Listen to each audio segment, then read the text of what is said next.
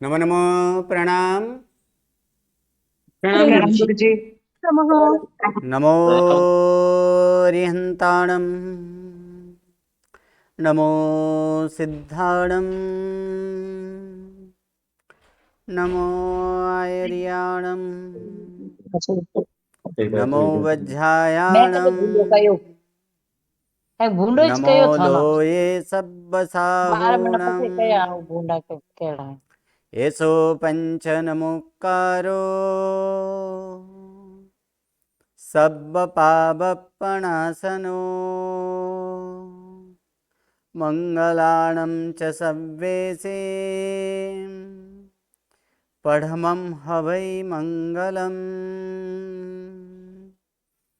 अज्ञानतिमिरन्धानां ज्ञानञ्जनशलाकया नेत्रम् उन्मीलितं येन तस्मै श्रीगुरवे नमः। परम पूज्य पूज्यपाद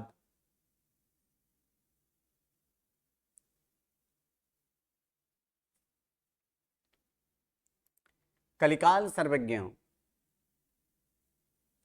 हेमचंद्र सुरेश्वर जी महाराजा के द्वारा विरचित सिद्ध हेम शब्दानुशासन नामक व्याकरण ग्रंथ और इसी व्याकरण ग्रंथ से उद्धरित पंडित वर्य शिवलाल जी द्वारा रचित हेम संस्कृत प्रवेशिका प्रथमा, मध्यमा और उत्तमा, ऐसे 3 विभागों से विभाजित हेम संस्कृत प्रवेशिका और इसी हेम संस्कृत प्रवेशिका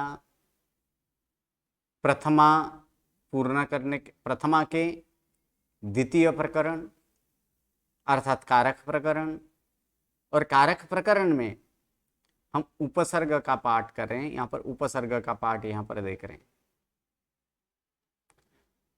उपसर्ग जो कि धातु के पहले लगाया जाता है और उपसर्ग लगने से क्या होता है, तो उपसर्ग लगने से धातु के अर्थ में परिवर्तित होता है। कुछ उपसर्ग ऐसे हैं कि जो धातु के अर्थ को बदल देता है। कुछ उपसर्ग ऐसे हैं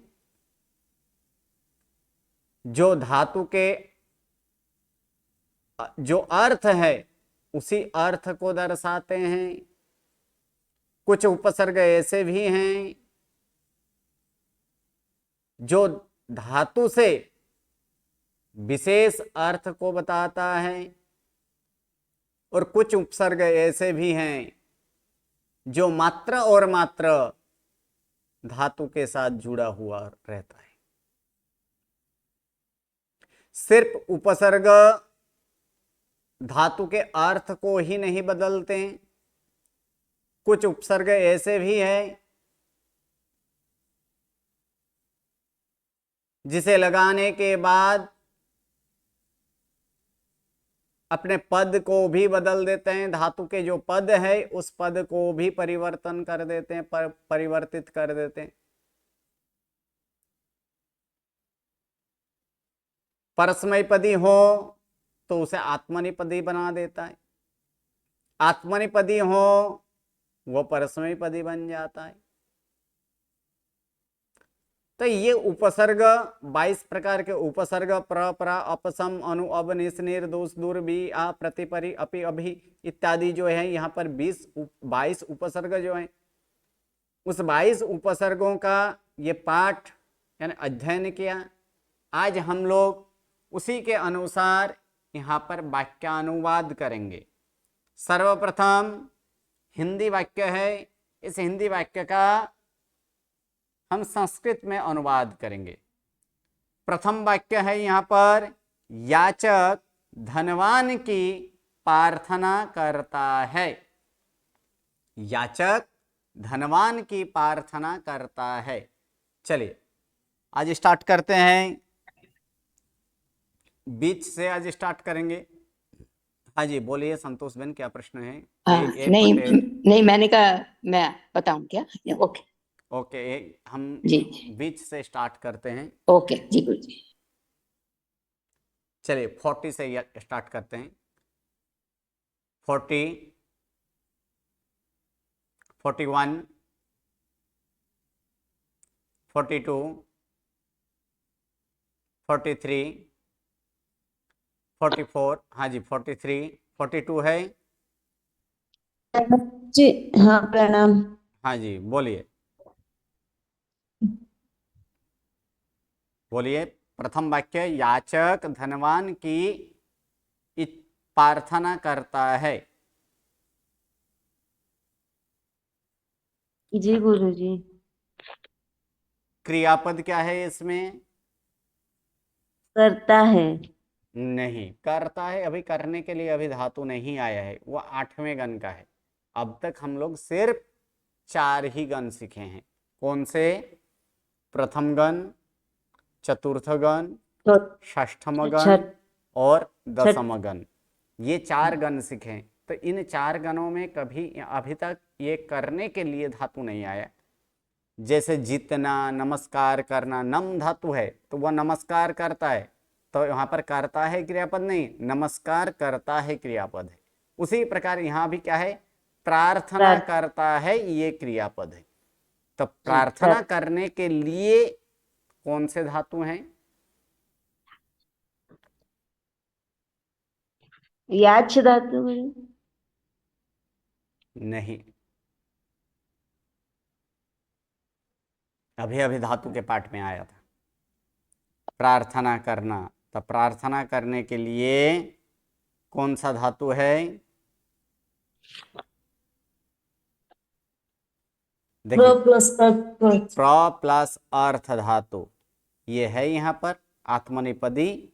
क्या अर्थ है जी यहाँ पर? प्रार्थना करता है कि नहीं? जी गुरुजी। तो ये प्र प्लस अर्थ धातु 10वें गण का है, आत्मनेपदी हो, आत्मनेपदी है। तो प्रार्थना करते हैं तो उसके लिए क्या होगा? प्रार्थना करता है, कौन से पुरुष कौन से वचन? प्रार्थना करता है। हम्म, प्रथम प्रथम पुरुष एक वचन है गुरु। प्रथम पुरुष एक वचन है। ए, उत,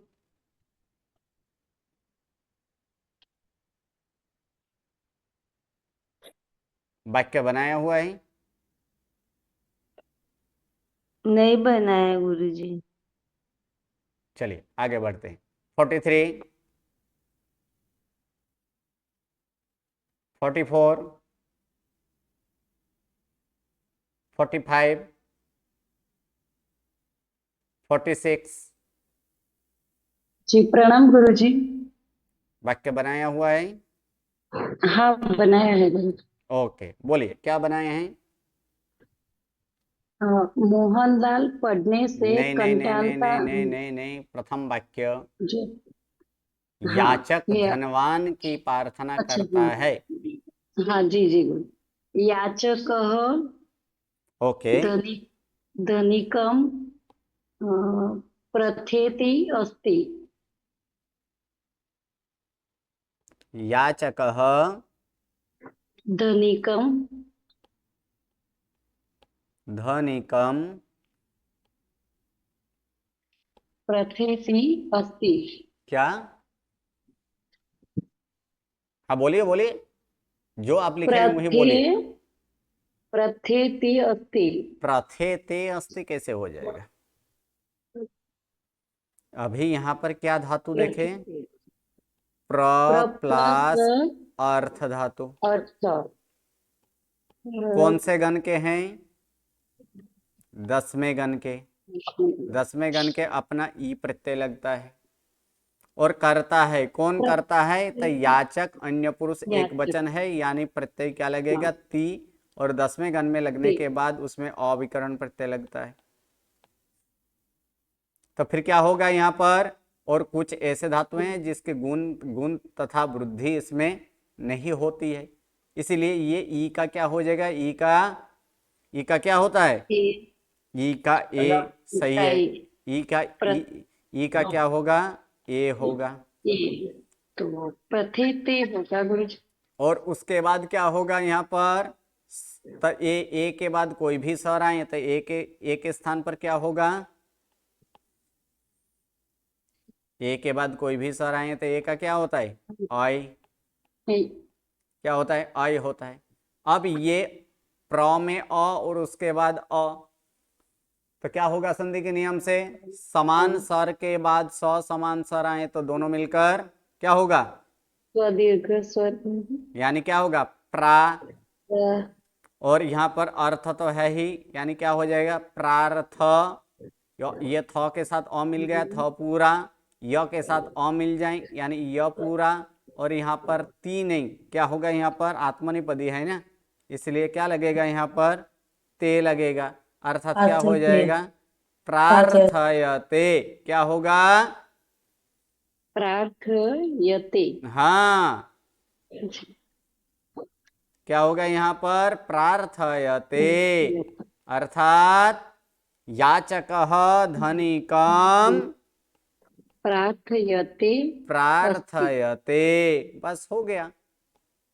जी याचक धनवान की प्रार्थना करता है। यहाँ पर धनिकम द्वितीय क्यों किया गया है, क्योंकि क्रिया का फल जिसमें हो उसे कौन सी विभक्ति लगती है, द्वितीय, कर्म, इसलिए धनी का शब्द है तो धनी का क्या क्या हुआ, धनिकम। अब यहाँ पर संधि करेंगे तो संधि क्या होगी, स के र के पूर्व में अ और ध पीछे घोषवान है तो र का उ का क्या होगा, ओ, अर्थात क्या होगा, याचको, याचक धनिकम में म का क्या हो जाएगा, अनुस्वर। अनुस्वर, बस इतना ही संधि है और कुछ संधि नहीं। हाँ जी, जी कौन है, A9 क्या प्रश्न है, प्रणाम सर। सर पीछे अस्थि नहीं आएगा? नहीं, ये वर्तमान काल है, इसीलिए तो ये तो वर्तमान काल में ही, यानी है के लिए वर्तमान काल है ही है, इसीलिए उसका डायरेक्ट रूप लिख दिए।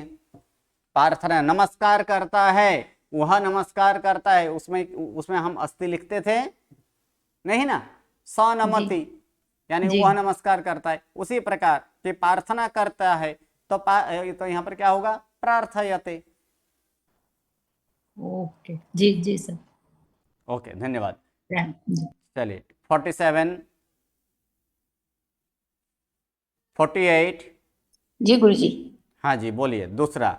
मोहनलाल पढ़ने से कंटालता है, तो तो कंटालता है कंटालने के के लिए लिए, तो परा प्लस जी धातु पराजयते करना हाँ, होगी। परा प्लस जी धातु है तो क्या हो जाएगा जी। यहाँ पर, पराजयते, पराजयते, ये भी पराजयते। आत्मनिपदी है, क्या है, जी पराजयते। ओके, जी। बोलिए पूरा वाक्य बोलिए। मोहनलाल पढ़ने से कंटालता, पढ़ने से तो अध्ययनात्, पहले से क्या लिखे हैं आप, मोहनलाल मोहनलाल, ओके, अध्ययनात् अध्ययनात्, सही है, पराजयते, अध्ययनात् पराजयते।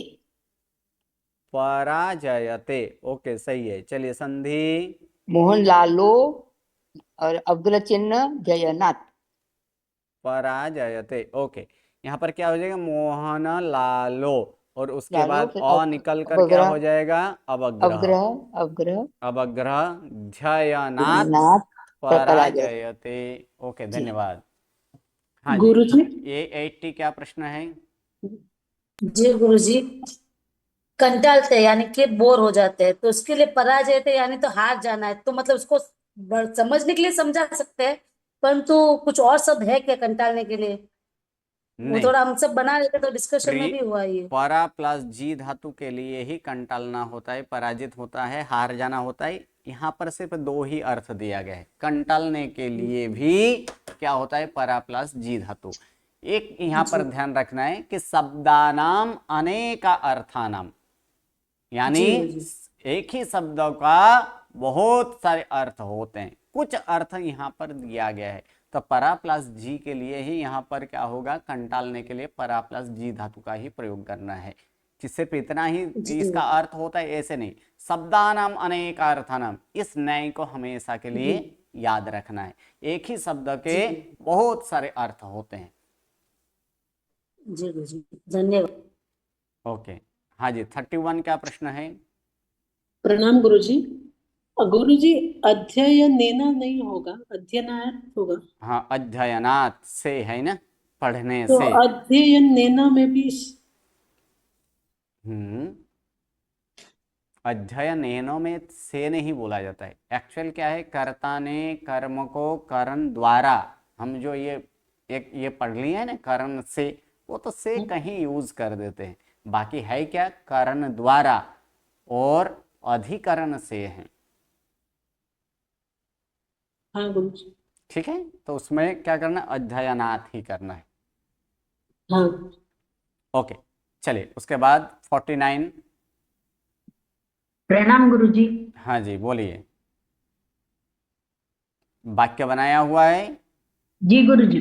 बोलिए क्या बनाए हैं। चिमन लाल गेहूं के बदले चावल देता है। हम्म चिमन लालो नहीं, संधि के बिना पहले बोलिए, उसके बाद संधि करेंगे।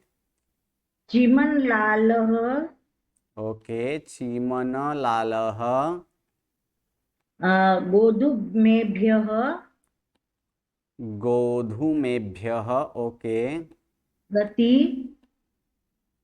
गोधूमेभ्यः प्रति तंडुलान प्रति, अब भाई का के योग करना है, क्या देता है, चावल। चावल के लिए तंडुल शब्द है, सही है। तंडुलान तंडुलान, प्रयच्छति। सही है, प्रयच्छति।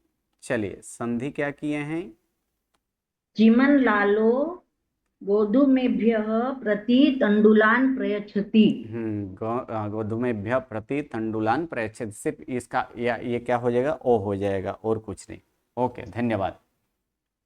हाँ जी, 77 क्या प्रश्न है। गुरुजी प्रति क्यों लगाया? नियम एक बार देख लीजिए, जी जी जी। यानी पीछे का वीडियो नहीं देखा जाता, पुनरावर्तन नहीं हो रहा है क्या। पुनरावर्तन करते रहिए। वहां पर नियम क्या है, जिसको ग्रहण किया जाए। कौन सा नियम, तो इसके पहले हम लोग देखे थे, कौन सा नियम था। देखिए, अमुक वस्तुओं को लेकर उसके बदले में दूसरी वस्तु देनी हो, तो जो वस्तु लेनी हो तो उसको प्रति अव्यय के योग में पंचमी विभक्ति होती है। ठीक है गुरुजी, ठीक गुरुजी जी। पढ़ा तो पढ़े तो ध्यान जैसे ही कि नहीं यहाँ पर तिलेभ्य प्रति मासान प्रयच्छति, तिल के बदले क्या देते हैं, उड़द देता है। ओके जी गुरुजी, क्लियर। चलिए उसके बाद 50। जी गुरुजी, प्रणाम गुरुजी। बोलिए। एक मिनट, A11 क्या प्रश्न है। A11 A11 क्या प्रश्न है। गुरुजी पहला वाक्य है ना, उसमें धनवान की प्रार्थना करता है, तो प्रार्थना करने का प्रयोजन धनवान बनना है, तो धनवान धनिक के साथ तृतीया नहीं आएगा? जी नहीं, क्रिया का फल जिसमें हो तो उसे कौन सी विभक्ति होती है। उसमें तो तृतीया होती है, हम्म लेकिन उसमें नियम है ना कि प्रयोजन, प्रार्थना करने का प्रयोजन हम धनवान बनने का है। जी नहीं, इस ऐसा नहीं ले सकते। नहीं, यहाँ पर वो नहीं आएगा, वह हेतु नाम नहीं है। ये हेतु नाम को तृतीया होती है। ठीक है, प्रणाम गुरुजी। ओके, चलिए A50। जी गुरुजी, रतिलाल आपसे रुकता है। रतिलालः रतिलालः, ओके, पापात् रतिलालः पापात् वीरमति। विरमति, सही है। चलिए संधि। संधि गुरुजी, ये विसर्ग चला जाएगा गुरुजी। कौन से नियम से। सन और पूर्वे, सौ के रौ के એને पूर्व પછી में अ हो और उसके बाद में स्वर आए तो गुरुजी, तो ये प स्वर है, ये आ होगा ना गुरुजी। लेकिन आ तो प के बाद आया है ना। तो गुरुजी कोई नहीं, कुछ भी नहीं होगा गुरुजी, ऐसे ही रहेगा। कौन से नियम से? गोस्वान तो नहीं है ना गुरुजी। तो वहीं तो ये विसर्ग का विसर्ग ही रहता है। क्यों? क्योंकि पदांत र के बाद विराम अथवा अघोष व्यंजन आए तो र का क्या होता है? विसर्ग होता है। विसर्ग। तो प ये अघोष है, इसीलिए इसका विसर्ग का विसर्ग ही रहेगा। हाँ, सॉरी। आगे पापात विरमति के बीच में कुछ संधि है कि नहीं? नहीं है गुरुजी। है। पद के ये अंत तो में, का पद के तो अंत का में दो धूट व्यंजन हो तो उसी वर्ग का उसका तीसरा व्यंजन होता है, तो तीसरा जो पापा। का क्या हो जी जाएगा? गुरुजी, द पापा। हो जाएगा। पापा पापा। जी। विरमति। अब उसके बाद हाँ। इस व को नीचे भी लाया जा सकता है, तो ऐसे भी लिखा जा सकता है। कैसे? पापा। पापा और इससे द्व और ये द्वि कर पापा देना है। द्वि जी। ये द्विरमति ऐसे भी लिखा जा सकता है, या तो फिर जी पापा विरमति ऐसे भी लिखा जा सकता है। Okay. Thank you, thank you गुरुजी। 51, 52, 53, 54, 55। प्रणाम गुरुजी। हाँ जी, बोलिए। रतिलाल। हो गया। आज आज राजा प्रयाण करता है। हम्म प्रयाण करता है हम्म क्रियापद। प्रयाण करने के लिए धातु। अद्य। हाँ, ओके। अद्य। अम, स्था स्था स्था धातु उसका तिष्ठ होता है। स्था नहीं करना है, प्र प्लस स्था है। क्या है? प्र हाँ, प्र उपसर्ग प्लस था। हाँ, प्र प्लस स्था है। ओके, चलिए बोलिए क्या बनाए हैं? प्र प्लस अद्य। था। हाँ। अद्य अद्य नृपः प्रतिष्ठते। नृप नहीं, नृपः। नृपः नृपः प्रतिष्ठते। प्रतिष्ठते। सही, प्रतिष्ठते। सही है। अद्य नृपः प्रतिष्ठते। ओके, कोई संधि है इसमें? नहीं है। ओके, चलिए उसके बाद 56, नहीं गुरुजी। 57, 58। बाकी सारे म्यूट कर लीजिए, जिसका हो गया है वो म्यूट कर लीजिए।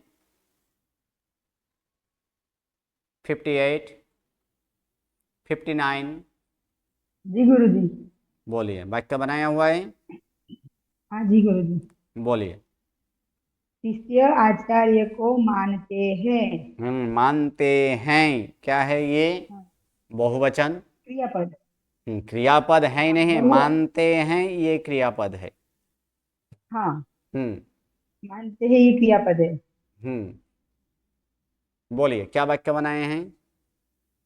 शिष्यः आचार्यम् अनुद्यते। नहीं। बहुवचन है। शिष्याः बहुवचन है कि नहीं? बहुवचन, ओके। शिष्यः, ओके। शिष्याः। और उसके बाद आचार्यम् आचार्यम। अनुद्यन्ते। अनु प्लस रुद्ध धातु। रुद्ध धातु, हाँ। तो क्या होगा? अनु रुध्यन्ते। तो ये बोलता नहीं आवड़तु मने, रुद्यन्ते, ओके। अनुरुध्यन्ते रुद्ध धातु है, यविकरण और अनुरुध्यन्ते, अंत्य हाँ। लगा, अर्थात क्या हुआ? अनुरुध्यन्ते। चलिए सिद्ध अनुरुध्यन्ते। यहाँ पर संधि।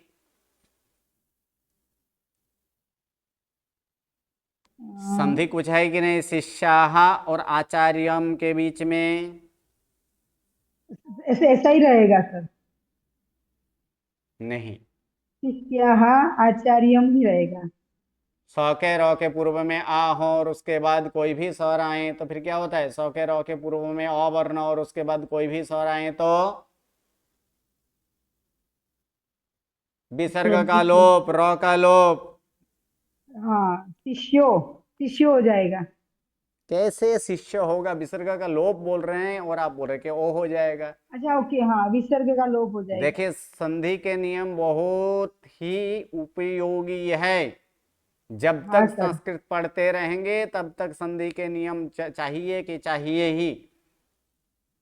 अति आवश्यक है ये संधि का नियम करना। अगर आता है संधि का लेकिन नियम कंठस्थ नहीं होता है। अगर संधि कंठस्थ का करना नियम बहुत नहीं मुश्किल है। करेंगे तो फिर हम संस्कृत नहीं सीख पाएंगे। हाँ सर, रट्टा ही लगाना पड़ेगा क्योंकि ऐसे ट्रिक से याद नहीं रह पाता है। क्यों ट्रिक से याद नहीं रह पाता है? कुछ 2 बार 5 बार याद कर लीजिए। जहां जहां पर यहाँ पर हाँ प्रसंग आता है वहां पर राम। वहां उपयोग रखिए। हाँ, यस यस यस यस। बारंबार करने से सब कुछ हो सकता है, हाँ प्रयत्न यस से ही सब कुछ हो सकता है। यस। आगे, आचार्यम और अनुरुध्यन्ते के बीच में कोई संधि है? नहीं है। व्यंजन के बाद अ आए तो क्या होगा?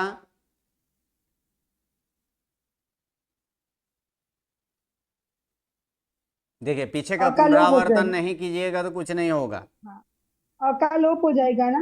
अ का लोप नहीं होगा। पदांत म के बाद कोई भी स्वर आए, कोई भी व्यंजन हो और उसके बाद अगर स्वर आता है तो वो स्वर के साथ युक्त हो जाता है, जुड़ जाता है। जुड़ जाता है। ऐसे छोटे मोटे नियमों को तो याद रखना है कि नहीं? हम्म। तो क्या होगा इसमें? म जो है अ के साथ जुड़ गया और तो फिर यहाँ पर जुड़ क्या गया। बनेगा? मनुरुध्यन्ते। मनोरुद्यन्ते। लिखा तो है। चलिए, उसके बाद 60, एक्शन भी नहीं आता है। 61, 62, 63। जी गुरुजी प्रणाम। ओके, बोलिए। कारण बिना कार्य नहीं होता है। कारणात् विना कार्यं न भवति। सही है। यानी गुरुजी इसमें द्वितीय तृतीय और पंचमी दो, तीनों हाँ, लगा। तीनों किया जा सकता है। कारणम बिना भी हो सकता है, कारणेन बिना भी हो सकता है, कारणात् बिना भी हो सकता है। और कारणत संधि बिना। कार्यं न भवति। सही है। कार्यम न भवति। संधि।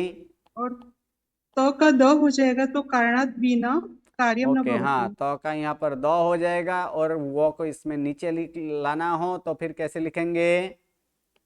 कार नाद वीणा, ऐसे लिखा जाएगा। कारणाद वीणा, ऐसे।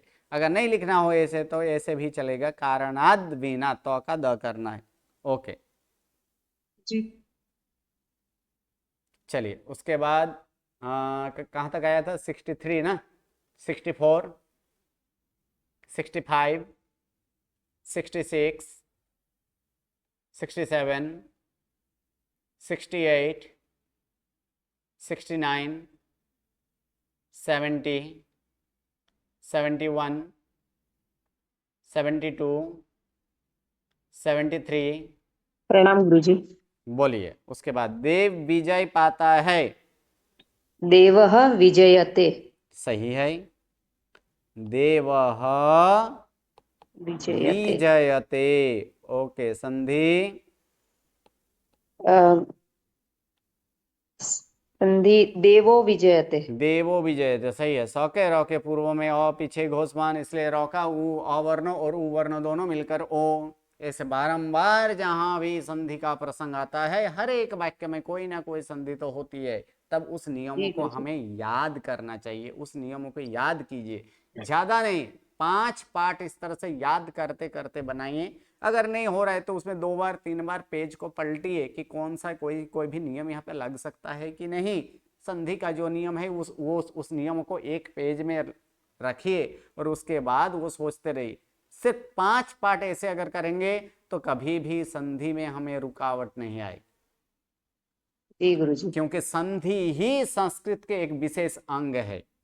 अगर संधि और संधि विच्छेद, कहाँ संधि होती है, कहाँ उसका विच्छेद करना है, अगर संधि सीख लें तो संधि विच्छेद करने में आसानी होगी। और संधि विच्छेद जब होगा तब संस्कृत से, जब कोई भी भाषा में संस्कृत से जब हिंदी करेंगे तब वो और आसान हो जाएगा। और अगर संधि नहीं हुई तो संधि विच्छेद हम नहीं कर पाएंगे, और संधि विच्छेद का वो विच्छेद अलग रूप से करें तो वहां पर अर्थ का अनर्थ होने की संभावना है, तब अर्थ बैठेगा ही नहीं। इसलिए संधि को भाषा के क्षेत्र में उसका विशेष महत्व है, इसलिए संधि अति आवश्यक है और संधि के नियमों को हर रोज अभ्यास कीजिए।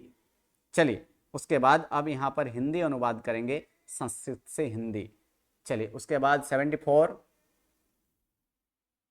75, 76, 78। प्रणाम गुरुजी। 77। हाँ जी बोलिए 77। हाँ इसके पहले एक मिनट, 826 क्या प्रश्न है? प्रणाम गुरुजी। वो जो रतिलाल का बताया था ना, रतिलाला पापात वीरमती, उसमें आके मतलब उसका वापस संधि विच्छेद में रतिलालो नहीं आएगा? रतिलालो नहीं आएगा क्योंकि प अघोष है, शौके रौके पूर्व में अ है, यहाँ तक तो ठीक है, लेकिन उसके बाद अघोष नहीं घोषवान आना चाहिए, लेकिन प क्या है?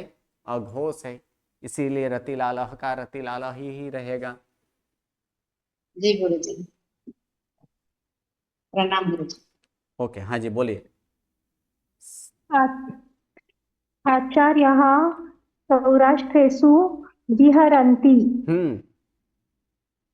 संधि विच्छेद में आचार्यः आचार्य नहीं होगा, कैसे आचार्य का आचार्य कैसे कर देंगे? आचार्य का आचार्य ही रहेगा। आचार्यः सौराष्ट्रे विहरन्ति। सौराष्ट्रेषु ही रखना है इसमें। हाँ इसमें बहुवचन क्यों किया गया है? कभी कभी प्रदेश के नाम पर हम उसे बहुवचन में भी प्रयोग कर सकते हैं, एक वचन में भी प्रयोग कर सकते हैं। यानी सौराष्ट्र प्रदेशों में, ऐसे नहीं, सौराष्ट्र प्रदेश में विहार करते हैं। या तो गुरुजी मैंने बोलिए। ये तो ऐसे लिखा है आचार्य सौराष्ट्र में विहार करते हैं। सही है। प्रदेश वगैरह लिखना है? ओके नहीं चलेगा, सौराष्ट्र में लिखिए, सौराष्ट्र प्रदेश में लिखिए, एक ही है। जी गुरुजी। ओके चलिए 78। हाँ जी बोलिए 59 क्या प्रश्न है? गुरुजी उसका संधि विच्छेद में क्या होगा? कुछ भी संधि विच्छेद नहीं है इसमें। अच्छा ओके। 78, 79, 80, 81। हाँ जी 80 बोलिए। जी, सुखम धर्मात दुखम पापात। जब इस तरह का वाक्य आए तो यहाँ पर कोई क्रियापद है, पहले ये हमें देखना है। इस वाक्य में कोई क्रियापद है कि नहीं? गुरुजी क्रिया इसके अंदर ही है, पाप और धर्म समझ नहीं, इसमें नहीं है तो नहीं है। जब वाक्य में क्रियापद नहीं हो तब हमें भू धातु या तो फिर अस धातु से हमें क्रियापद लेना है। तो यहाँ पर नहीं है तो फिर यहाँ पर हम लेंगे भू धातु से, यानी क्या होगा? भवति। सुखम भवति। भवति। हाँ सुखम धर्मात् भवति नहीं, इसको वाक्य को थोड़ा चेंज कर लेना है। धर्मात् सुखम भवति, पापात् दुखम भवति। अब वाक्य को बोलिएगा तो वो सुनने में भी अच्छा रहेगा। जी गुरुजी। क्या होगा? धर्मात् सुखम भवति, पापात् दुखम भवति। बोलिए, अर्थ बोलिए। सुख से धर्म होता है और पाप से दुख होता है। धर्म से सुख प्राप्त होता है और पाप से दुख प्राप्त होता है। प्राप्त करने की कोई जरूरत नहीं है, यहाँ पर सिर्फ होता है। हाँ होता है। ऐसे सुख से धर्म नहीं, वो उल्टा बोल दिया। धर्म से सुख होता है। जी धर्म से सुख होता है, पंचमी है। हाँ धर्म से सुख होता है और पाप से दुख होता है। ओके धन्यवाद। 81, 82, 83, 84, 85, 86, 87, 88, 89, 90, 91।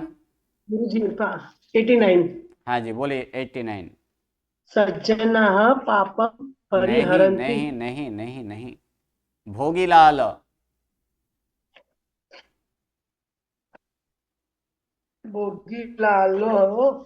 भोगिलालः ग्रामात् गच्छति। संधि विच्छेद। भोगिलालः हम्म ग्रामात् हम्म गच्छति। गच्छति अगर हो तो फिर ये आ कहाँ से आ गया? क्या बोले सर? अगर गच्छति हो तो फिर ये संधि में यहाँ पर आ कहाँ से आ गया? दिख रहा है ग्रामादा गच्छति यहाँ पर लिखा है, हाँ हाँ हाँ। तो ये भोगिलालः गच्छति नहीं है, गच्छति, आगच्छति। आगच्छति। सॉरी क्या सॉरी। है? आगच्छति। भगिलालः भोगिलालः ग्रामात् आगच्छति। आगच्छति। तो फिर यहाँ पर तो का, यहाँ तो दिख नहीं रहा है, यहाँ पर तो है। कहाँ पर तो है? तो नहीं है, द और अ मिक्स है। दा तो दो क्यों हो गया? तो कोई ऐसे दो का रूप तो कोई आया नहीं, तो दो कहाँ से आया? तो का नियम कुछ है गुरुजी, यही प्रॉब्लम है, कुछ है लेकिन क्या है ये पता नहीं है। कुछ है लेकिन क्या है उसको ही पता करना है कि कुछ क्या है।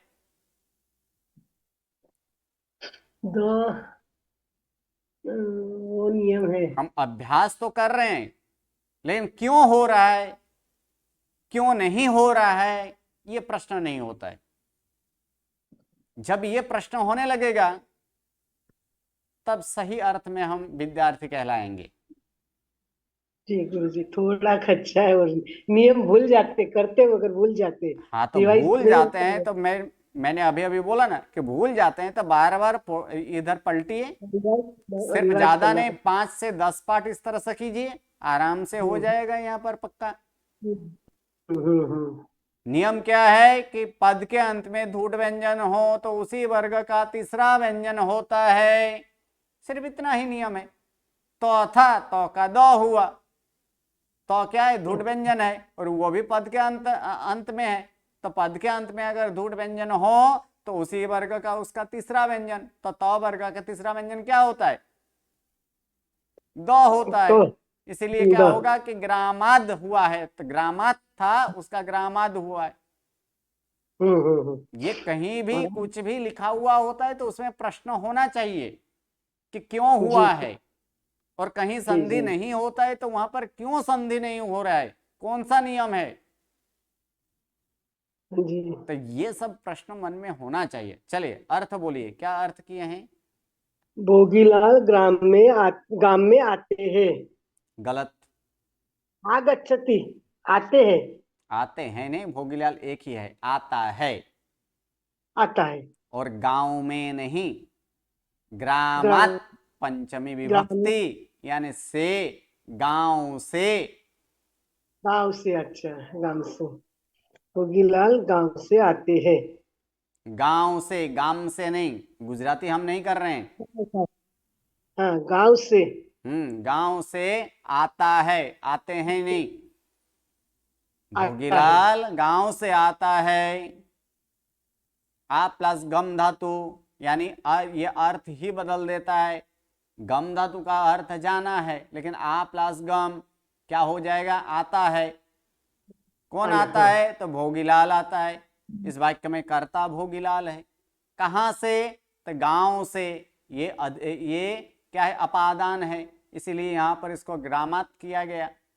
भोगीलाल गांव से आता है। ओके, धन्यवाद। 90, 91, 92, 93, 94, 95, 96, 97, 98, 98, 98, 99। प्रणाम गुरुजी। बोलिए। सज्जनाः पापं परिहरन्ति। सज्जनाः पापम का म अनुसार होगा, ओके परिहरन्ति। ओके सज्जन लोग पाप का त्याग करते हैं। ओके, पाप को त्याग, हाँ, पाप का त्याग करते हैं या तो पाप को छोड़ते हैं, दोनों लिखे जा सकते हैं। ओके, धन्यवाद। इसमें कौन सा धातु है परिहरन्ति में?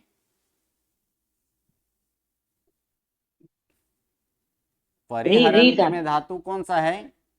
के साथ हाँ जुड़ा हुआ। सही, ह्रु धातु। परि प्लस ह्रु धातु। क्या बोलना है उस समय? उपसर्ग जब लगा होगा तब क्या बोलना है? परि प्लस ह्रु धातु। ओके, धन्यवाद। चलिए अब फिर से अब यहाँ से स्टार्ट करेंगे। 40 से तो हम लोग चालू किए थे। 39, 38, 37, 36, 35, 34, 33। जी प्रणाम पंडित जी। हाँ जी बोलिए। सज्जनाः नहीं, पापं वो हो गया। उसके बाद वाला देवदत्तो। देवदत्तो दुःखमनुभवति। संधि विच्छेद। देवदत्तः दुःखम अनुभवति। अनु प्लस भव, अनु प्लस भव नहीं, अनु प्लस भू धातु। क्या है? हाँ अनु प्लस भू धातु, अनुभवति। ओके, अर्थ बोलिए। देवदत्त दुख का अनुभव करता है। सही है, देवदत्त दुख का अनुभव करता है, या तो फिर देवदत्त दुख अनुभवता है, दोनों ही किया जा सकता है। ओके, धन्यवाद। प्रणाम। चलिए 33। हाँ जी 77 क्या प्रश्न है? गुरुजी, देवदत्त दुख को अनुभव करता है, ऐसा नहीं आएगा? हाँ बोलिए, दुख को अनुभव करते, दुखों को नहीं होगा। एक यहाँ पर दुख एक वचन में दिया गया है, इसलिए दुखों को ऐसे नहीं बोला जाता है, दुख को ही बोला जाता है। हाँ, दुख को मैंने तो ऐसा लिखा था, मतलब देवदत्त दुख को अनुभव करता है। दुखों को नहीं करना है, दुख को। गुरुजी, दुख को चलता है। ओके। दुख को नहीं, का दुख का अनुभव करता है, को नहीं आएगा। अगर को बोलना है तो इसमें नहीं आएगा, दुख अनुभवता है ऐसे बोलिए फिर। और दुख का अनुभव करता है। हाँ जी, दुख का अनुभव करता है या तो फिर दुख अनुभवता है। Okay done. चलिए उसके बाद हाँ जी बोलिए 89 क्या प्रश्न है? गुरुजी अभी आपने बताया भोगीलाल गांव से आता है और आते हैं, उसमें डिफरेंस होता है? एक वचन में आता है, बहुवचन में आते हैं। रतिलाल यहाँ पर कितने हैं? एक ही है ना? बराबर बराबर। किसी को मान प्रदान करना हो, आचार्य हो, गुरु हो, शिक्षक हो इत्यादि को हो, तब वहां पर बहुवचन एक वचन होने के बावजूद भी उसे हम बहुवचन में मानवाचक के लिए दिया जा सकता है। बाकी सामान्यतः एक वचन हो तो ता, बहुवचन हो तो ते इत्यादि। अच्छा अच्छा, ओके ओके, समझ गया। चलिए उसके बाद 33, 32, 31। जी गुरुजी। बोलिए। विद्या विनयेन शोभते। विद्या विनयेन शोभते, इसमें धातु क्रियापद क्या है ये बताइए। क्रियापद शोभते। शोभते कौन सा धातु से बना हुआ है ये? शोभते शुभ धातु। शुभ धातु है। हाँ, कौन से गण के हैं? पहला गण। पहले गण का है। ओके, बोलिए क्या अर्थ किए? विद्या विनय द्वारा शोभती है। हाँ, विनय द्वारा बोलिए या तो विनय से भी यहाँ पर बोला जाता है, कोई बात नहीं। ओके, धन्यवाद। चलिए इसके बाद जो दो यहाँ पर श्लोक हैं, ये श्लोक के स्वरूप में बहुत ही महत्व का श्लोक है। तो चलिए श्लोक के साथ यहाँ पर देखेंगे। उद्यमेन हि सिद्ध्यन्ति कार्याणि न मनोरथै न हि सुप्तस्य सिंहस्य प्रविशन्ति मुखे मृगा। इसका अर्थ बहुत बार हम यहाँ पर बोल चुके हैं, वहीं यहाँ पर श्लोक आ चुका है। ठीक है, तो यहाँ पर देखेंगे कि उद्यमेन ही सिद्ध्यन्ति कार्याणि न मनोरथे न ही सुप्तस्य सिंहस्य प्रविशन्ति मुखे मृगा। इसमें कितना क्रियापद है इसको एक बार ढूंढ लेंगे। प्रथम लाइन में कोई क्रियापद है? पहले तो संधि विच्छेद, चलिए संधि विच्छेद कर लेते हैं। उद्यमेन ही सिद्ध्यन्ति कार्याणि न मनोरथे न ही सुप्तस्य सिंहस्य प्रविशन्ति मुखे मृगा। कोई यहाँ पर संधि विच्छेद नहीं है। अब यहाँ पर देखेंगे कि क्रियापद है कि नहीं। प्रथम लाइन में कोई क्रियापद है? सिद्ध्यन्ति सिद्ध्यन्ति है। कौन सा धातु है इसमें? बहुवचन अन्य सिद्ध धातु है। कौन सा धातु है? सिद्ध धातु है। ओके, चलिए दूसरे लाइन में कोई क्रियापद? प्रविशन्ति। दूसरी लाइन में प्रविशन्ति है? नहीं, कुछ नहीं है। तीसरे लाइन में इसमें भी नहीं है। इसमें है, क्या है? प्रविशन्ति। तो धातु क्या है इसमें? प्र प्लस विष धातु है। कौन सा है? प्र प्लस विष धातु है। ओके, चलिए अब जब भी वाक्य बनाना हो, ऐसे श्लोक आदि का बनाना हो, क्योंकि श्लोक में कहीं भी कुछ यहाँ पर लिखा हुआ होता है, उसको एक स्वरूप में उसको जैसे अनुवाद करते हैं, उस स्वरूप में उसे लाइन माने उसको क्या, उसको गोठवन यानी उसको व्यवस्थित करना होता है। तो सबसे पहले जब भी व्यवस्थित करें तब इतना याद रखना है कि अंत में क्या आएगा? क्रियापद आएगा। क्रियापद से पहले कर्म आएगा, इतना ध्यान रख लेना।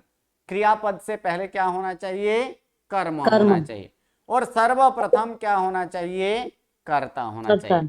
कर्ता, उसके बाद कर्म और उसके बाद क्रियापद। अब कर्ता और कर्म के बीच में बाकी सारे जितने भी विभक्तियां हैं, उस विभक्तियों का प्रयोजन, उस विभक्तियों का प्रयोग कहां पर हम लोग रखेंगे? बीच में।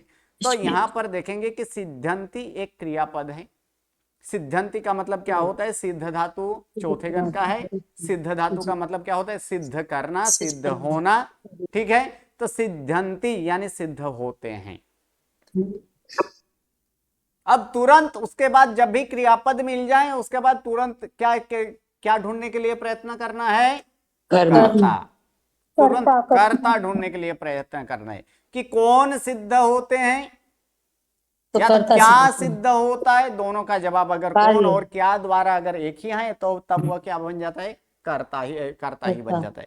तो इसमें देखेंगे कि बहुवचन क्या है। प्रथमा बहुवचन में क्या है? पूरा के पूरा देख लीजिए। उद्यमेन कौन सी विभक्ति है? तृतीया यानी कारण है ये। चलिए, ही तो अव्यय है, इसको छोड़ दीजिए। कार्याणि को छोड़ दीजिए, अभी वो लास्ट में देखेंगे। न अव्यय है। मनोरथे ये क्या है? करण है। करण है। ओके, तो उसके बाद यहाँ पर यानी ये दो लाइन, ये एक वाक्य है और दूसरा वाक्य क्या है? ये दूसरा वाक्य है। तो प्रथम वाक्य में हम देखेंगे कि प्रथम वाक्य में ये भी कर्ता नहीं है, ये भी कर्ता नहीं है, ये भी कर्ता नहीं है। तो कर्ता है क्या? तो ये कार्याणि, कार्य शब्द है, नपुंसकलिंग है। तो कार्यम, कार्ये, कार्याणि बहुवचन। तो के सिद्ध्यन्ति, तो कार्याणि सिद्ध्यन्ति यानी कार्य के साथ इसका सीधा संबंध रहता है। के सिद्ध्यन्ति, कार्याणि सिद्ध्यन्ति यानी क्या सिद्ध होता है या तो कौन सिद्ध होता है। यहाँ पर कौन सिद्ध होता है ऐसे नहीं बोला जाता है, तब उसको हम तो बोलेंगे क्या से ही प्रश्न पूछेंगे। क्या सिद्ध होते हैं? कार्य सिद्ध होते हैं। अब इतना बैठ गया कि कार्य सिद्ध्यन्ति। अब इसमें कर्म है? तो नहीं है, नहीं है, इसमें कोई कर्म नहीं है, तो कर्म को छोड़ दीजिए। अब उसके बाद क्या देखते, यहाँ पर क्या देख रहे हैं? क्या है कि यहाँ पर उद्यमेन, किससे या तो किसके द्वारा? उद्यम। उद्यम का अर्थ होता है कि प्रयत्न, पुरुषार्थ। तो फिर यहाँ पर क्या करेंगे? प्रयत्न द्वारा। प्रयत्न द्वारा कार्य सिद्ध होते हैं। गुरु जी, पुरुषार्थ भी ले सकते ना? नहीं, यहाँ पर प्रयत्न ही करना है, पुरुषार्थ आदि कोई भावार्थ यहाँ पर नहीं लेना है। उद्यमेन यानी उद्यम का शब्द का अर्थ यहाँ पर प्रयत्न ही लेना है, यानी प्रयत्न द्वारा कार्य सिद्ध होते हैं। और ही जो है तो ही का अर्थ क्या करेंगे, तो ही का अर्थ यहाँ पर ही भी किया जा सकता है या तो फिर वास्तव में ऐसे भी किया जा सकता है। क्या करेंगे, वास्तव में प्रयत्न द्वारा कार्य सिद्ध होते हैं। एक वाक्य हो गया। अब इसी में इसका दूसरा वाक्य है, क्या है, मनोरथे न सिद्ध्यन्ति। तो न किसके साथ जोड़ना है, एक बार सिद्धंति के साथ जोड़ना है फिर से जी। अर्थात सिद्धंति यानी सिद्ध होते हैं, न सिद्धंति यानी सिद्ध नहीं होते, सिद्ध नहीं होते। किसके द्वारा, तो मनोरथ के द्वारा, यानी मनोरथ के द्वारा सिद्ध नहीं होते। तो प्रथम वाक्य क्या हुआ कि वास्तव में प्रयत्न द्वारा कार्य सिद्ध होते हैं, मनोरथ द्वारा नहीं। ये दो लाइन का अर्थ हो गया जी।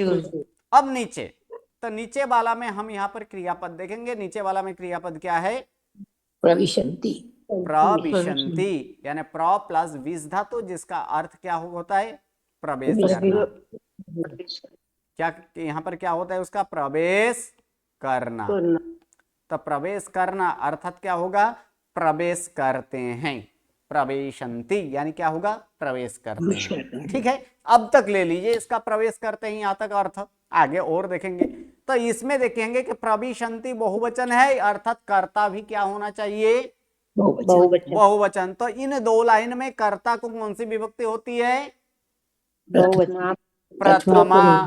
तो प्रथमा बहुवचन, इसमें क्या है, न है नहीं है, ही है नहीं है, सुप्तस्य है नहीं है, सिंहस्य है नहीं है, मुखे है नहीं है, तो फिर क्या बाकी रहा, मृगः, मृगः, मृगो, मृगाः के प्रविशन्ति, तो मृगाः प्रविशन्ति। यानी मृग शब्द का यहाँ पर अर्थ हिरण ही नहीं लेना है, मृग शब्द का दूसरा भी एक अर्थ होता है। अभी अभी मैंने बोला ना कि शब्दानाम अनेकार्थानाम, पशु ले, यानी शब्द का बहुत सारे अर्थ होते हैं, यानी मृग अर्थात यहाँ पर पशु लेना है।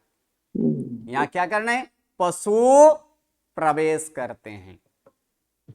अब आगे के जो है ना, इसको न के साथ जोड़ लेंगे, पहले पूरा हो जाने दीजिए, उसके बाद प्रश्न कीजिए।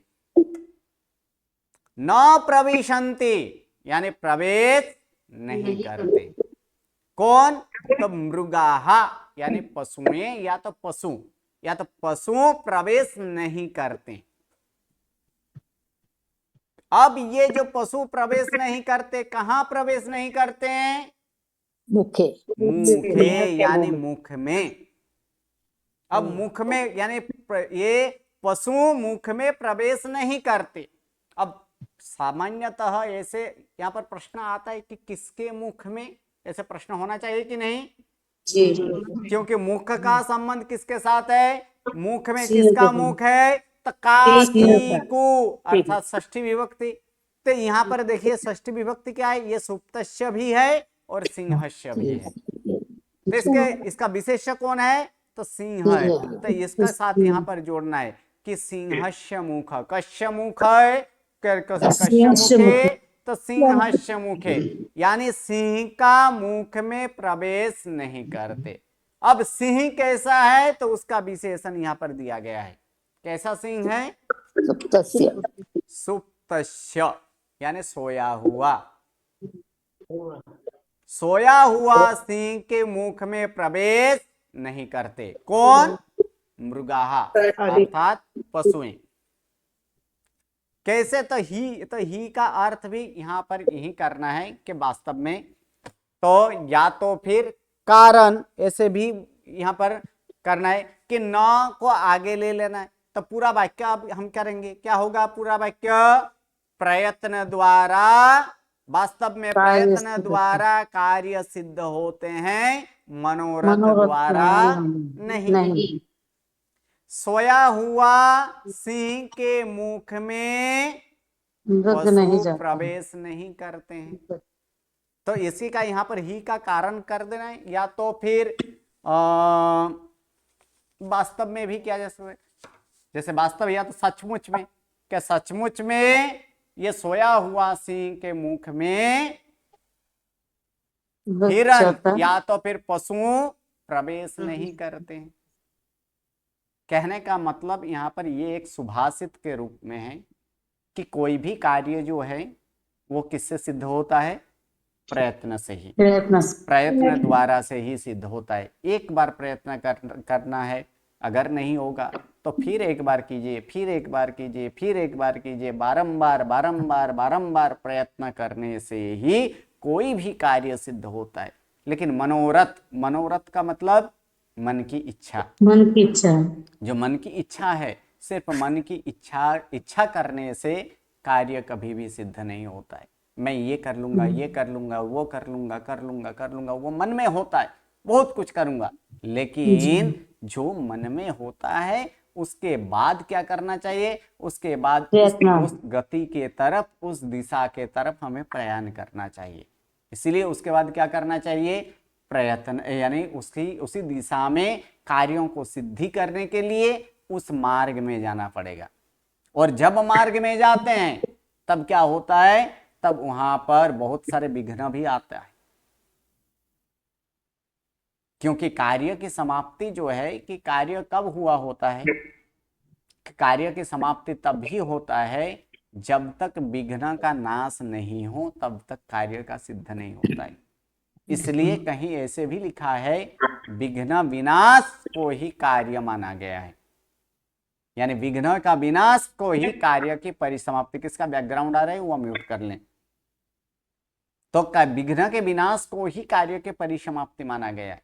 जब तक विघ्न का विनाश नहीं होगा तब तक कार्य फलदायी नहीं बनेगा। और कार्य की फलदायी, कार्य की समाप्ति, यानी कार्य की समाप्ति तब ही माना जाएगा। कोई भी कार्य हो, छोटा कार्य, छोटा से छोटा की भी क्यों ना कार्य हो, और बड़ा से बड़ा भी क्यों ना कार्य हो, हर एक कार्य में कोई ना कोई विघ्न होता ही है। लेकिन उस विघ्न को दूर करने के बाद ही कार्य का सिद्धि है, कार्य की सिद्धि है, उससे पहले नहीं।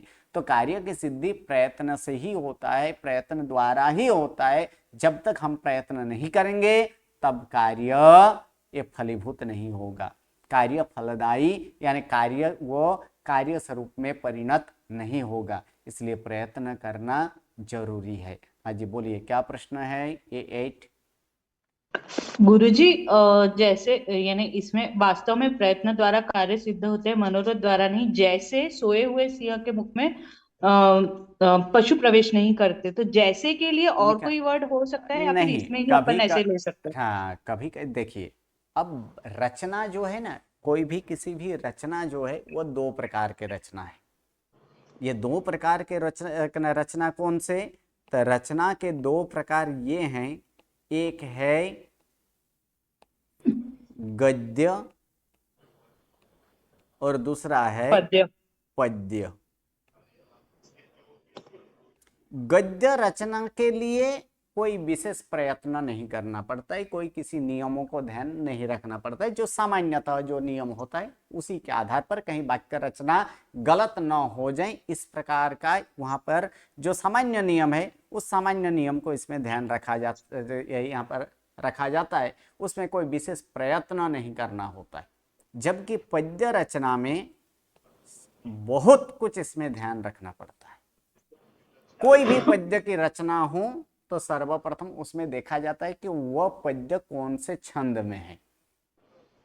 अच्छा, पद्य का मतलब जो श्लोक, काव्य, गाथा, दोहा, चौपाई इत्यादि जो होते हैं वो सारे क्या है? वो सारे पद्य के विभाग में होता है। जो काव्य विभाग हम करते हैं तो काव्य रचना, उसी को संस्कृत में क्या बोला जाता है? पद्य बोला जाता है। तो पद्य में सर्वप्रथम ध्यान ये रखना होता है कि वो कौन से छंद में है। अब छंद जो है कि छंद 2 प्रकार के होते हैं। कुछ गणात्मक छंद होता है और कुछ छंद ऐसे हैं कि वर्णात्मक होता है। वर्णात्मक छंद में वर्ण की गिनती करनी पड़ती है कि इस छंद में कितने वर्ण है। बहुत सारे छंद होते हैं, बसंत तिलका, ऐसे भी छंद नाम सुने होंगे, सुने हैं ना? जी गुरुजी, जी गुरुजी, जी गुरुजी, शांति में अजित आता है। शांति में आते किसमें हैं। है? तो अजित ये शांति जो में है गुरुजी। अजित शांति में नहीं, ये सबसे बेस्ट उदाहरण है भक्तामर। भक्तामर जो है, तो वह भक्तामर स्तोत्र कौन से छंद में रचा गया है? बसंत तिलका। बसंत तिलका। तब बसंत तिलका में भी कौन से छंद में है? आर्या, ये भी एक छंद है। गाहा, ये भी एक छंद है। तो ये सारे छंद है।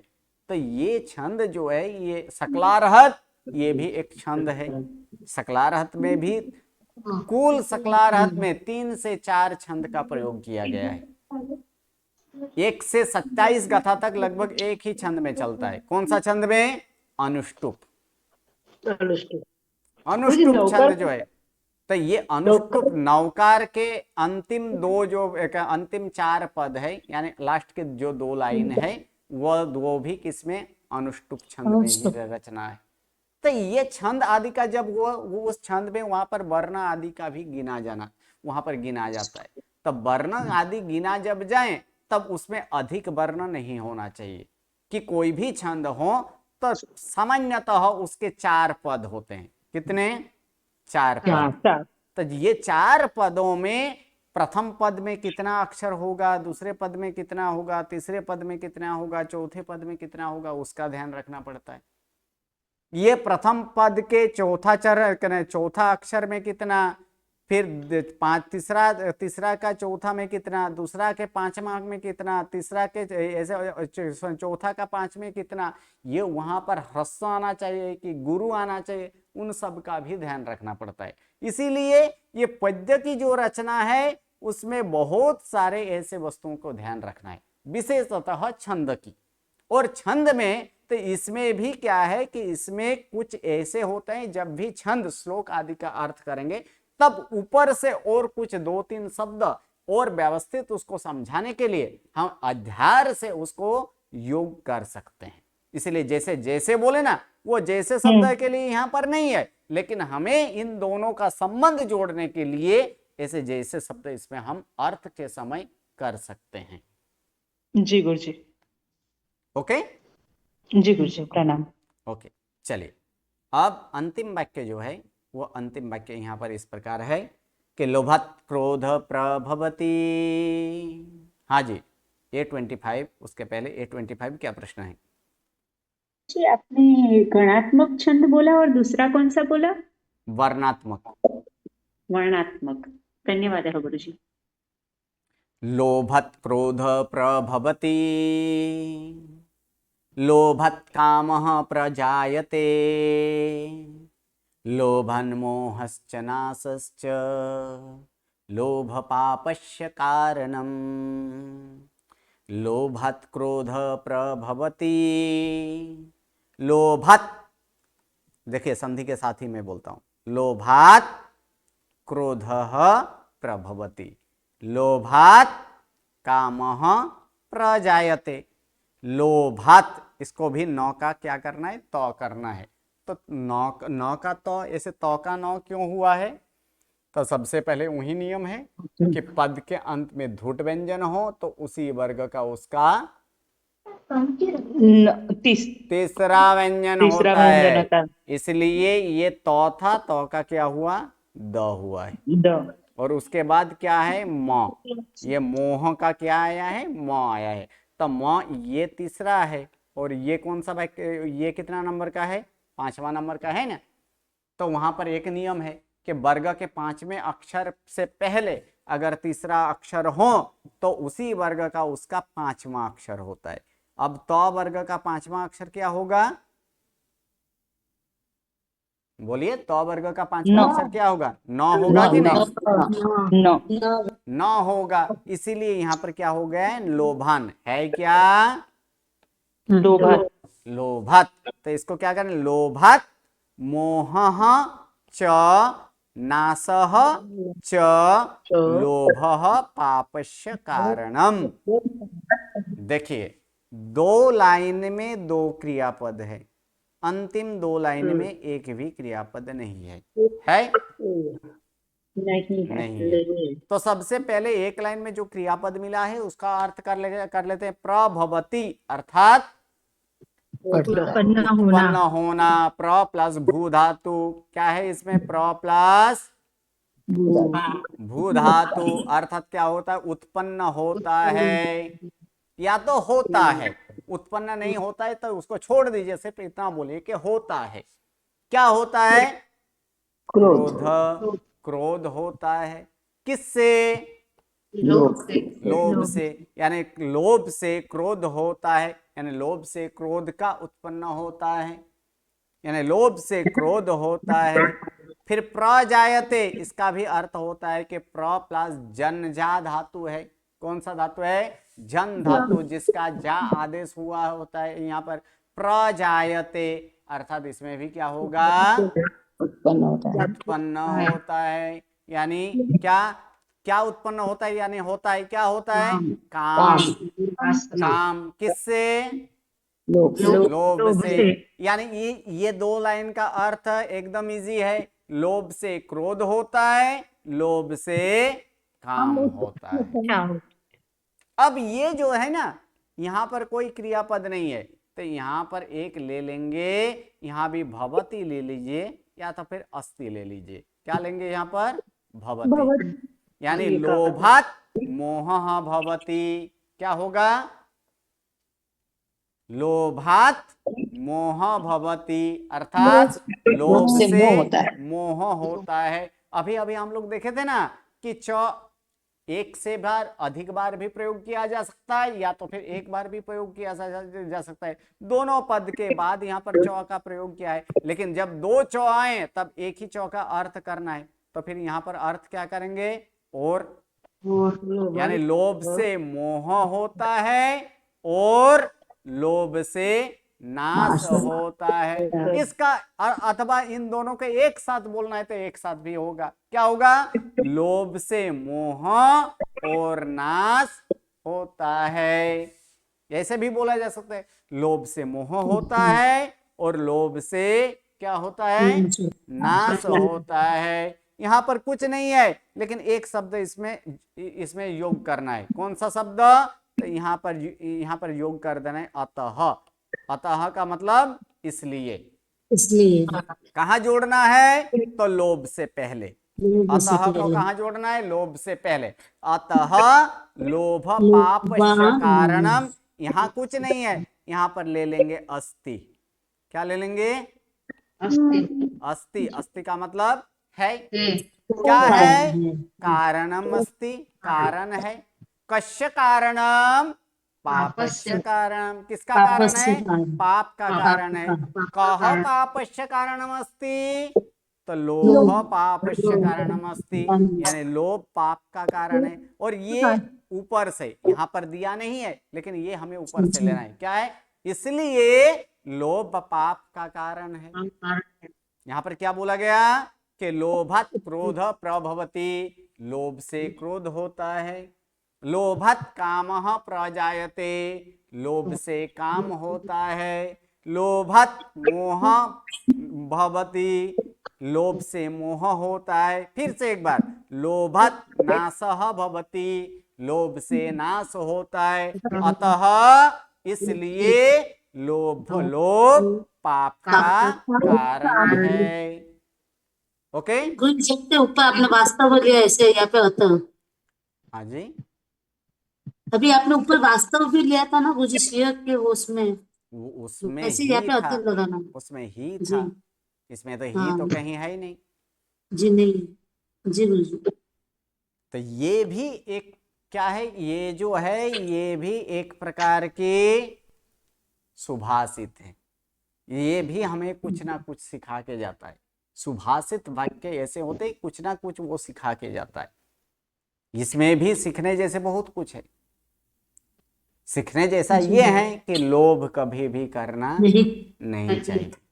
लोभ का अर्थ क्या है? परिग्रह। परिग्रह। परिग्रह का अर्थ क्या है? लालच, लालसा, आसक्ति, मूर्छा। आसक्ति, मूर्छा वही लोभ है। मात्र सिर्फ परिग्रह, परिग्रह का मतलब वस्तुओं का इकट्ठा करना संचय है, करना, संग्रह इकट्ठा करना है। संग्रह जी। करना, ये परिग्रह नहीं है। जी, ये मन का है। जिसके पास संग्रह, जिसके पास कुछ भी नहीं है, क्या वो निष्परिग्रही है? नहीं, वो आसक्ति रखते हैं। जी गुरु जी। लोग कर्म भिखारी स्वभाव जो होते हैं, भिखारी, उस भिखारियों के पास कुछ होता है? नहीं होता है। तो फिर क्या भिखारियों को हम निष्परिग्रह बता सकते हैं? नहीं। नहीं ना, उसके पास नहीं है, कुछ तो नहीं है। क्यों नहीं बता सकते हैं? क्योंकि उसके पास नहीं होने के बावजूद भी प्राप्त करने की इच्छा है, आसक्ति है। उसे जो वस्तु प्राप्त नहीं है, उस वस्तु के प्रति प्राप्त करने की तमन्ना, इच्छा जो है, इसीलिए वो निष्परिग्रही नहीं है। चलिए, आज बहुत टाइम ले लिया। इस प्रकार यहाँ पर दूसरा पार्ट जो है, ये दूसरा पार्ट यहाँ पर पूर्ण होता है। तीसरा पार्ट जो है, तीसरा पार्ट अब आने वाला है। इसके बाद फिर से एक बार क्रियापद आदि देखेंगे, लेकिन क्रियापद देखने से पहले हम प्रयोग देखेंगे। जी हम जी। पहले बताए थे कि 3 प्रकार के प्रयोग होते हैं। कौन सा? एक कर्तरी, दूसरा कर्मणि और तीसरा भावे। कर्तरी, कर्मणि और भावे। अब तक जितने भी सीखे हैं वो सारे के सारे कर्तरी प्रयोग का सीखे हैं। जी। अब कर्मणि और भावे कैसे होता है? क्योंकि कोई भी भाषा में प्रयोग जो है वो 2 ही है। कौन सा? कर्तरी और कर्मणि। ये संस्कृत भाषा ही एक ऐसे भाषा है कि जिसमें 3-3 प्रयोग हैं। जी। अंग्रेजी में जिसे आप चेंज कहते हैं, एक्टिव वॉइस से पैसिव वॉइस। तो उसी प्रकार के यहाँ भी है कि कर्तरी प्रयोग से कर्मणि प्रयोग, और वह हम अब देखेंगे दिवाली के बाद। जी गुरु जी। कि दिवाली से पहले चालू करना है? बोलिए। नहीं गुरु जी, कल आप कुछ ऐसे अपने मेन एक बार करवा दीजिए कल की क्लास में। कल के थोड़ा। क्लास में सिर्फ रिवीजन इतना रहेगा। आपका जी। कोई अगर प्रश्न होगा तो वो आप पूछ सकते हैं। जी गुरु जी। ठीक है, चलिए। नमो नमो, प्रणाम।